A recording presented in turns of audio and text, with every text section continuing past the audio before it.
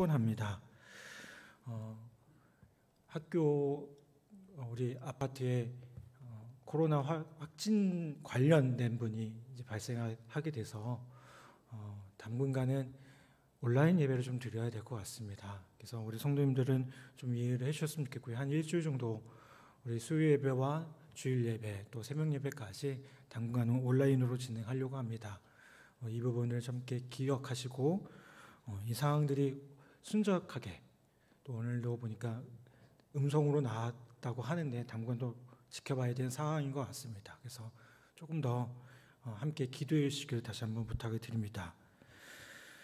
사람이 사랑을 하고요, 연애를 할 때 어느 정도 이렇게 마음이 불타오르는 경험들을 하게 됩니다. 사랑을 하고 연애를 하는데 이렇게 밋밋하다. 그러면 좀 오히려 그게 정상이 아닌 모습일 것 같습니다. 그래서 사람이 이해할 수 없는 행동들을 하기도 합니다. 그런데 여러분, 사람이 이해할 수 없는 행동을 한다고 하더라도 이미 다른 사람의 아내가 된 사람을 차지하려고 뭔가 또 다른 행동을 하는 것, 그것은 잘못된 모습임을 분명히 보게 됩니다. 신앙도 마찬가지입니다. 우리가 주님과의 교제, 그 놀라운 사랑 가운데 우리가 충만해지면 우리의 가슴이 불타오르게 됩니다. 뜨겁게 되어집니다. 그래서 어떻습니까? 때로는 믿지 않은 사람들 눈에 볼 때 이해할 수 없는 행동도 나오게 됩니다. 그런데 여러분, 그런 뜨거움이 이해가 되지 않도록 그 불은, 그 뜨거움이라는 것은 바른 것이 되어야 함을 보게 돼요. 그것은 무엇이겠습니까? 사람은 알지 못하지만 원래 만들어진 때부터 계획하신 하나님께 돌아오는 것입니다. 여러분, 우리가 하나님께로 돌아가기 전까지는 절대로 마음의 평안을 누릴 수도 없고요, 하나님이 창조하신 그 놀라운 은혜들을 누릴 수 없다는 겁니다. 우리가 하나님께 돌아오는 것은 그리스도를 믿는 것을 통해서 이루어집니다. 그래서 그리스도를 믿는 것은 하나님께 돌아오는 것과 같습니다. 우리가 하나님께 돌아올 때 전적으로 하나님께 의존하는 관계가 됩니다. 그래서 성경에 보면 많은 곳에서 신앙을 어떻게 얘기하냐면 하나님과 혼인하는 것으로 비유하고 있음을 보게 됩니다. 여러분, 부부가 결혼을 하고 같이 살게 되면 서로 어떻게 삽니까? 그저 독립적으로 살아가지 않습니다. 서로 의존하면서 살아가는 게 부부의 모습입니다. 여러분, 신앙도 마찬가지입니다. 혼인관계로 비유했다는 건 뭘 의미할까요? 우리는 신랑 대신 주님께 의존되어지는 관계가 되어져야 한다는 겁니다. 오늘 말씀에 보면 사도 바울은 갈라디아 지방에 있는 많은 이방인들을 그리스도에게로 돌아오게 했습니다. 그런데 이 사도 바울이 떠난 후에 다시 돌아와 보니까 회방하는 자들이 다시 들어와서요, 순진한 이들의 마음을 모두 빼앗아서 그리스도로부터 다른 곳을 향하게 만들었다는 겁니다. 그리스도께로 돌아오지 않고 뭔가 다른 방향으로 나아가게 했다는 겁니다. 이 참담한 사실에 대해서 사도 바울은 비통해하면서 다시 복음을 전해서 그리스도께로 돌아오게 할 의지를 오늘 본문 가운데 나타내고 있음을 보게 됩니다. 갈라디아 교인들의 모습을 보면 장점이 있었어요. 어떤 장점이 있었을까요? 열정이 넘치고요, 열심이 있었다라고 표현이 됩니다. 그런데 사도 바울은 그 열정이라는 것, 그 열심이라는 것은 바른 방향으로 나아가야 된다라고 말씀을 합니다. 18절 말씀 한번 보겠습니다. 좋은 일에 대하여 열심으로 사모함을 받음은 내가 너희를 대하여 됐을 때뿐만 아니라 언제든지 좋으니라 라고 말씀합니다. 자, 지금 갈라디아 교인들의 열심이 있었다는 거예요.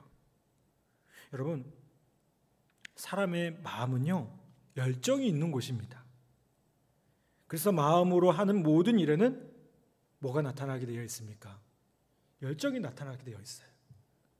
뜨겁게 뭔가 드러나게 되어 있어요. 사랑하는 거요. 여러분, 머리로 사랑하면 됩니까? 사랑은 어떻게 돼요? 가슴으로 사랑하는 겁니다. 부모가 자녀를 사랑할 때 머리로 사랑하십니까? 아니죠. 그렇죠? 가슴으로 사랑합니다. 여러분, 그래서 사랑에는 항상 뭐가 있어야 됩니까? 열정이 있어야 됩니다. 뜨거움이 있어야 된다는 거예요. 그래서 신앙에 있어서 중요한 요소 가운데 한 가지가 뭐냐면 이 뜨거움이라는 거예요. 그런데 뜨겁기는 한데 잘못된 방향으로 뜨거워지는 것은요, 뜨겁지 않은 것만큼이나 잘못된 것을 보게 됩니다. 여러분, 처음 신앙생활 하는 분들 보면 신앙에서 뜨거움을 느껴요. 특히나 이제 막 예수님을 믿고 주님을 만난 사람들 보면 누구보다도 뜨거움을 가지고 있습니다. 그 뜨거움은 어떤 뜨거움일까요? 순수한 거예요. 그렇죠? 여러분, 처음 주님을 만났을 때 한번 떠올려 보십시오. 얼마나 순수했습니까? 나를 위해서 십자가 지신 주님을 위해서 무언가 하고 싶어요. 그래서 교회에서 누군가 부탁을 하면 거절하지 못하고요, 마음껏 봉사하고 섬깁니다. 이게 처음 신앙생활을 하는 사람들의 모습이고 그 뜨거움을 가진 사람들의 모습임을 보게 돼요. 그런데 이 뜨거움이라는 게 어떨까요? 이게 식어지게 되어 있음도 보게 돼요. 언젠가는. 왜 식어질까요? 첫 번째로는 내 자신에게 문제가 있을 때가 있어요. 어떻게 해요? 이 하나님과의 관계가 계속해서 점검되어지고 온전하게 되어져야 되는데 자꾸만 그 관계를 멀리 하다 보면 이 뜨거운 마음들이 식게 되어짐을 보게 됩니다. 또 한 가지는 그 주변 환경들을 볼 때요. 특히나 믿는다고 하면서 뜨겁지 않은 신앙의 모습들, 신앙의 다른 사람들을 볼 때 그 마음이 식어집니다. 분명 나보다 신앙생활도 오래 했고 신앙생활하는 모습도 더 오래 한 것 같은데, 신앙도 더 괜찮은 것 같은데 희생적이지 않고 오히려 더 이해타산적인 그런 모습들을 볼 때 어떨까요? 그 열정이 오히려 식어지게 만드는 것을 보게 돼요. 또 열정을 식게 하는 또 하나의 모습은 교회 안에서도 세상적인 방식으로 사람을 평가할 때임을 보게 됩니다. 여러분, 교회는 세상과 분명히 달라야 합니다. 세상의 가치로 판단할 수 있는 부분이 아니어야 된다는 거예요. 여러분, 우리 예수 믿는 사람들, 특히나 신앙을 가진 사람들은 어떤 사람들입니까? 우리 속사람이 변화된 사람들이에요. 갈라디아서 2장 20절의 말씀처럼 내가 예수 그리스도와 함께 십자가에 못 박혔다라고 분명히 고백하는 사람들이고요, 내 안에 예수 그리스도로 살아가는 사람들임을 보게 됩니다. 이 말은 뭘까요? 우리의 인격 자체가, 우리의 모습 자체가 온전하게 다 변화되었다는 거예요. 그러니 세상의 가치와 분명히 다르게 살 수밖에 없다는 겁니다. 그런데 이 신앙이라는 것이 식어질 때 보면 어떨까요? 이 인간적인 냄새가 너무 많이 나요. 인간적인 냄새라는 게 뭘까요? 세상의 가치를 따르는 모습들이 많이 나타난다는 겁니다. 세상적 가치로 판단하고 열심을 내고 있다면 그것은요, 분명히 잘못된 열심이라는 겁니다. 여러분, 인간적 욕심은요, 잘못된 열심을 만들어냅니다. 우리 안에 있는 인간적인 욕심, 그 자아가요, 자꾸만 우리로 잘못된 욕심을 만들어서 잘못된 것을 하게 한다는 겁니다. 자, 여러분, 갈라디아 교인들의 특징이 있었다고 했죠. 뭐가 있었다고요? 열정이 있었고 열심이 있었어요. 스스로 열심이 많다고 생각했습니다. 그런데 실제로는요, 그 열심은 잘못된 열심이었고 돌이키기 어려운 방향으로 가고 있었다는 겁니다. 그래서 사도 바울은 오늘 19절 말씀을 보면 이렇게 말씀합니다. 나의 자녀들아, 너희 속에 그리스도의 형상을 이루기까지 다시 너희를 위하여 해산하는 수고를 하노니 라고 말씀합니다. 자, 사도 바울이 고린도 교회 성도들을 향해서 뭐라고 부릅니까? 나의 자녀들아. 이게 아버지 같은 마음으로, 여러분 자녀가 잘못된 길을 갈 때 그 부모의 마음이 어때요? 괜찮나요? 아니죠, 그렇죠? 어떻게 해서든지 끌고 오고 싶고 뭐라도 하고 싶을 거예요. 그 마음을 가지고 사도 바울이 갈라디아 교회 성도들을 바라보고 있다는 겁니다. 그런데 어떤 수고를 한다고요? 너희를 위하여 해산하는 수고를 한다라고 얘기합니다. 해산이라는 게 뭘까요? 애를 낳는 거잖아요. 남자들은 도무지 알 수 없는 고통. 남자들은 도무지 알 수 없는 고통입니다. 근데 이게 실로 엄청나죠, 그렇죠? 저도 이렇게 제 아내가 애를 낳는 모습을 옆에서 보니까, 아이고 참 말로 표현할 수 없을 만큼 그래요. 마음 같아서는 더 낳고 싶은데 이제는 안 될 것 같아요. 큰일 날 것 같아요. 여러분, 근데 바울이 그 고통, 엄청난 고통, 해산의 고통으로 무엇을 위해서 애쓰고 있죠? 여러분, 뭐라고 얘기합니까?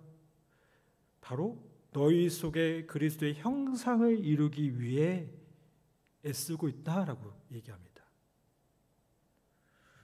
여기서 바울은요, 참된 신앙은 그리스도의 형상이 이루어지는 것이다 라고 얘기하고 있어요. 여러분, 근데 이 번역은요, 온전한 번역은 아니고 의역이에요. 원래 의미를 보면 너희 속에 그리스도가 만들어지도록 이라고 해야 맞는 번역이에요. 자, 이 말은요, 여러 가지로 해석이 될 수가 있어요. 먼저는 너희 속에 그리스도가 만들어지도록, 뭐냐면 그들 속에 그리스도가 계시도록이라고 생각해 볼 수 있다는 거예요. 다시 말하면 지금 어떤 상황이라는 거예요. 갈라디아 교회 성도들에게 마음속에는요, 그리스도가 없다는 거예요. 아주 분명하게 지금 바울이 고백하고 지적하고 있습니다. 그럼 그리스도가 없이 뭐가 가득 찼을까요? 율법으로 가득 찬 거예요. 인간적 욕심으로 가득 찬 거예요. 이들은요, 자기 속에 있는 것을 다 버리기 전까지는 결코 그리스도를 모실 수 없을 것입니다. 여러분, 우리가 신앙생활하면서 주님과 함께 살아갈 때 정말 중요한 게 뭐예요? 우리의 모습을 주님 앞에 온전히 드리는 겁니다. 왜 드려야 될까요? 우리의 연약함들이 다 드려져야만 주님께서 우리 안에 들어오실 수 있거든요. 여러분, 우리가 정결해야 돼요. 주님 앞에 순결해야 돼요. 깨끗해야 돼요. 그래야 주님이 우리 안에 역사하신다는 거죠. 여러분, 이 갈라디아 교회 성도들은요, 자신이 그리스도를 떠난 것을 인정하고 그 잘못된 길에서 돌아서야 됐습니다.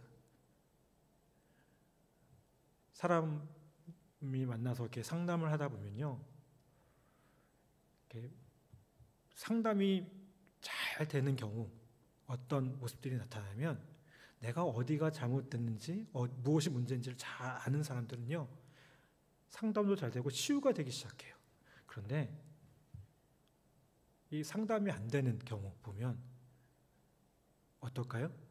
문제가 뭔지를 몰라요. 상담자가 아무리 이렇게 얘기를 해줘도요, 나는 괜찮대요. 문제 없대요. 근데 문제가 없는 게 아니잖아요, 실제로. 그렇죠? 여러분, 우리가 하나님 앞에 설 때 우리는 어떤 모습을 서야 돼요? 우리 안에 있는 모습 그대로 나아가는데요, 그 모습들이 우리 안에 있는 연약함들을, 부족함들을 다 드러내고 고백하며 나아가야 된다는 거예요. 여러분, 우리 속에 그리스도가 분명히 계신 것이 분명합니까? 우리 그것을 다시 한번 바라보고 고백할 수 있기를 간절히 바랍니다. 두 번째로 너희 속에 그리스도가 만들어지는 것, 이것은 무엇을 뜻하느냐? 그리스도가 그들 안에서 형성되기를 바라고 있다는 겁니다. 이것은요, 마치 인이 새겨져서 어떤 것이 들어오더라도 그리스도가 희미해지지 않는 것을 의미합니다. 도장을 꽉 찍는 거예요. 그렇죠? 그러면 왜 이들에게서 그리스도가 희미해졌을까요? 신앙의 우선순위가 분명하지 않았기 때문에 그래요. 여러분, 신앙이라고 하는 건요, 자아 실현을 하는 게 아닙니다. 절대로 오해하시면 안 돼요. 사람들에게 인정받는 것도 아닙니다. 신앙은 뭐예요? 주님을 아는 거예요. 하나님의 말씀을 더 깨닫는 것이고요. 그래서 하나님을 더 닮아가는 것입니다. 물론 그러다 보면 자연스럽게 우리의 인격이 성숙할 수밖에 없어요. 자연스럽게 사랑의 열매, 희락의 열매, 화평의 열매들을 맺을 수밖에 없어요. 성령의 열매를 맺을 수밖에 없다는 것이죠. 그런데 그것 자체가 목적이 아니라는 거죠. 무엇이 목적이에요? 주님을 알아가는 것. 주님이 내 안에 놀랍게 역사하시는 것을 누리는 것. 여러분, 그들은요, 가장 중요하게 생각할 것을 생각하지 않고요, 아무 것이나 받아들였기 때문에 그리스도에게서 떠나게 되었다는 겁니다. 여러분, 우리도 마찬가지입니다. 신앙의 우선순위가 분명해야 될 줄 믿습니다. 우리가 그냥 아무거나 다 이게 좋다고 다 받아들인다? 이거 분명히 문제가 있어요. 말씀을 통해서 주님께서 주시는 마음인지를 분명히 분별하시고요, 깨닫고요, 그것으로 충만해질 때 우리의 신앙이 온전해진다는 겁니다. 또 너희 속에 그리스도가 만들어지도록이라는 의미는요, 마지막으로 어떤 의미가 있느냐? 그리스도가 충만해지기를 원하고 있다는 겁니다. 자, 여러분, 주님이 우리 안에 들어오시는데 소극적으로 가만히 계시는 분일까요? 아니죠, 그렇죠? 우리가 주님께 맡기면 맡길수록 주님은 어떻게 하십니까? 더 주도적으로 뭔가를 해가셔요. 우리 안에 역사하셔요. 주님은 우리로부터 무엇을 강탈하지 않으셔요. 막 빼앗는 분은 아니에요. 그런데 주님께 내어드리면 내어드릴수록 더 풍성하게 주님이 어떻게 하십니까? 우리 안에서 간섭하시고 역사하시고 일하셔요. 우리가 그렇게 기도하죠. 주님, 내 안에서 역사해달라고. 그런데 주님께서 뭔가 일하시려고 하는데 우리는 자꾸만 어떻게 해요? 그만 참견하시라고. 이러면 안 됩니다. 여러분, 주님께서 그렇게 일을 하시는 것을 보게 돼요. 역사하시는 것을 보게 됩니다. 그래서 그리스도께 무엇을 맡긴 사람은요, 모든 것을 그리스도가 주시는 힘으로, 주님이 주시는 힘으로 하게 되는 것을 보게 됩니다. 예를 들면 우리가 영어 공부하는 것으로 좀 비유할 수 있을 것 같아요. 여러분, 율법으로 살아간다는 게 뭘까요? 쉽게 말하면 그런 것 같아요. 율법으로 살아간다는 건요, 저희 옛날에 고등학교 때 보면, 고등학교 중학교 때 보면, 이제 저희 세대예요. 여러분의 세대는 아닐 거예요. 보면 고등학교 선생님 중에, 중학교 선생님 중에 일제시대 때 영어를 배운 분들이 계셔요. 할아버지 그런 분들이. 근데 이분들이 하시는 발음이 어떨까요? 이게 영어인지 이런지 뭐 독일어인지 헷갈려요. 그리고 이런 분들은 주로 회화보다는 뭘 가르쳐요? 문법을 가르쳐요. 단어를 외우게 해요. 매일 단어 시험 보고요, 문법 모르고 나고 혼나고요. 그런데 그 교육의 폐해가 뭐죠? 외국 사람을 만나면 영어 한마디를 못해요. 다 도망 다녀요. 그런데 아주 뛰어난 외국인 교사와 함께 살면서 영어를 사용한다고 합시다. 외국인 교사는 어때요? 요즘에 보니까 원어민 교사들이 있더라고요. 그렇죠? 화도 잘 안 내요. 문법을 강요하지도 않아요. 그냥 뭐 좋은데 데리고 다니면서 그냥 하는 거 보여주는 거예요. 따라하게 하는 거예요. 근데 그러다 보면 어떻게 됩니까? 나도 모르게 따라하죠. 그렇게 하게 됩니다. 여러분, 예수님은 천국에서 오신 선생님이셔요. 천국에 대해서 많은 것을요, 문법적으로 가르쳐 주지 않아요. 천국은 이럴 거야, 막 이렇게 얘기하지 않으시고요. 어떻게 해요? 그냥 보여주셨어요. 제자들에게 삶을 통해서 보여주셨고요. 예수 믿는 모든 사람들에게 나타나셔서 역사하시면서 함께 동행하면서 우리에게 그대로 보여주셨다는 겁니다. 그래서 어떻게 해요? 우리가 이 땅을 살아가면서도 천국의 삶을 살 수 있게 하신다는 겁니다. 여러분, 그리스도가 충만해진다는 게 바로 뭘까요? 바로 이런 의미예요. 주님과 날마다 동행하고 주님과 함께 살아가기 때문에 그 삶이 너무나도 자연스러워지는 것. 그게 충만한 삶입니다. 여러분, 오늘 말씀 가운데 바울이 애쓰고 수고했던 이유가 무엇입니까? 오늘 말씀 보면 그리스도의 형상을 이루기 위해, 우리가 참된 그리스도인이 되게 하기 위해 애쓴다는 겁니다. 저와 여러분이 정말 제대로 된 예수 믿는 사람으로 세워지기를 권면하고 있다는 겁니다. 여러분, 우리 안에 그리스도께서 분명히 계시며, 그래서 우리의 삶에서 자연스럽게 주님이 우선순위가 되시고, 우리가 우리의 삶의 모든 것을 주님께 맡길 때 진정으로 예수님으로 충만한 삶이 되며 그리스도인이 된다는 겁니다. 사랑하는 여러분, 그렇게 그리스도인답게 살아갈 수 있기를 간절히 바랍니다. 그저 껍데기만, 종교적인 모습으로만 그리스도인이 아니라 우리 안에 넘쳐나는 그 놀라운 은혜, 그것들을 누리며 우리가 그것을 소망하고 꿈꾸며 다시 한번 주님 앞에 나아가는 우리 모두 되기를 간절히 바랍니다. 또한 우리의 삶의 모습 가운데 혹 온전하지 못한 모습들도 있습니다. 그런데 주님은 기대하시는 것이 뭘까요? 주님은 그런 우리의 모습들을 바꾸기 원하고 계시고요. 그곳 가운데 주님의 역사가 나타나기를 원하고 계십니다.